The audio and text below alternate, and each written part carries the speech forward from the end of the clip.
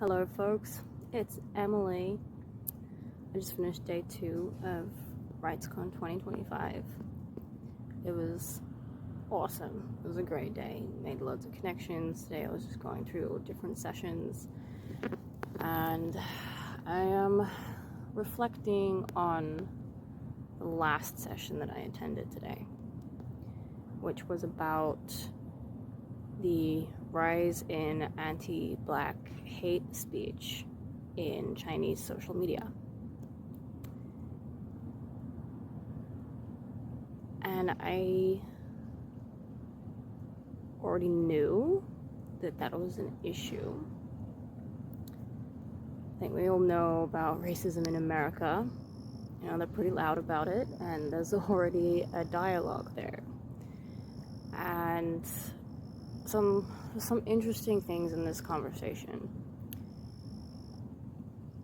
One of them being how communism is kind of, or has been, can be used as kind of an exemption from fascism and xenophobia, because communism, which is actually a very ancient principle, it literally means of the community, communityism, but we are educated on communism with very specific examples to shape a certain perspective of what that is. But it really is about community first, and recognizing that if we as individuals all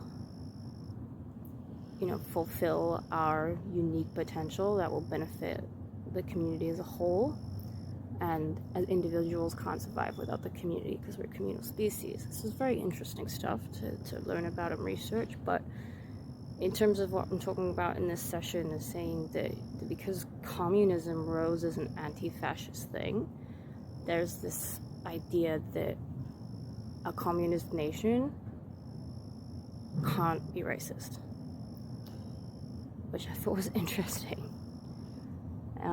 So as a result, there aren't really policies and support systems or even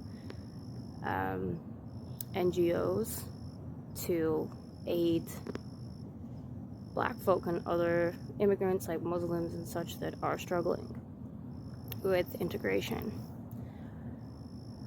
The second thing, though, that really stood out to me, that I was like, whoa, that's big, that's important, and it just like got my cogs spinning. And I don't know why I didn't click on this before. I think because I know, we know that there are groups like chats and pages where people spew racist rhetoric. What I didn't know was that there are groups that people pay for to do this. There are groups where you have to pay a subscription fee in order to join it and preach your anti-Black rhetoric. I didn't know you people paid for this stuff. In this economy, people are paying to have access to a platform where they can preach anti-Black rhetoric. So I'm just waving at flies right now.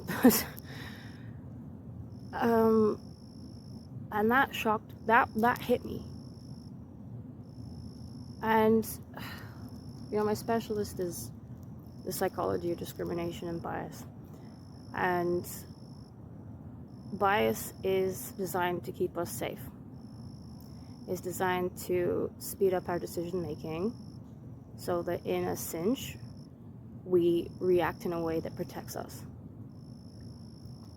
So this means that the less safe you feel, the more bias you project, because you're relying on it more, because you don't feel so safe. So your unconscious mind is essentially working overtime, or subconscious mind, your subconscious mind, not your unconscious mind, subconscious, because unconscious is like you're not aware.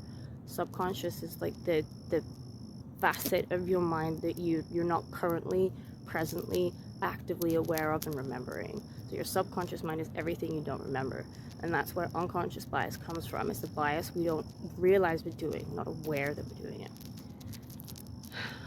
And we have conscious biases too, and we can use conscious bias to reprogram unconscious bias. It's like a habit. But understanding that bias is there to keep us safe, then that means that these people who are paying money to access platforms where they can share how they feel about Black folk and Muslims and other people, you must be so scared.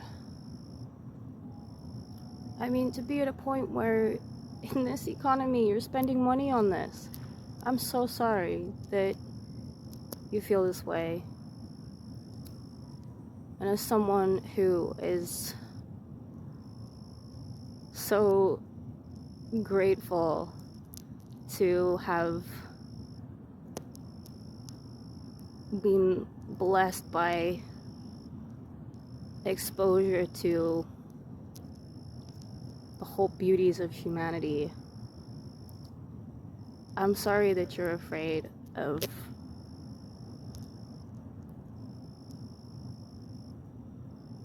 just the most wonderful people. And I'm sorry you don't know them. And I can only hope that you take the time to get to know them. So if you're interested in maybe challenging yourself, I want to first point out that if you believe that you are right and your worldview is correct and there's absolutely nothing wrong with it, okay? But if that's right, then you would be open to other perspectives, because you would recognize that every single perspective that you come across would reinforce what you already believe. So if you're not exposing yourself to other perspectives, what are you afraid of?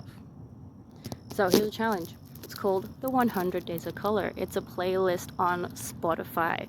I created it. I curated it. 124 different artists on that playlist. It's a story designed to be listened to from top all the way through without shuffling. It's about 6 hours long. It's beautiful. It's absolutely beautiful. So if you're afraid of Black folk, start with the 100 Days of Color.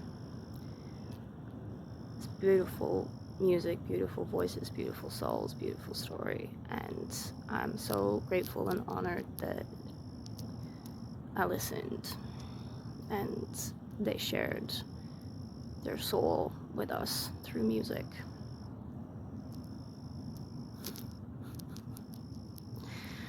So there's my reflections of the day.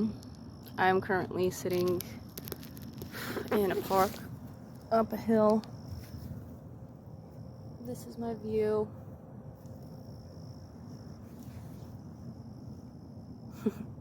Have fun with it, guys.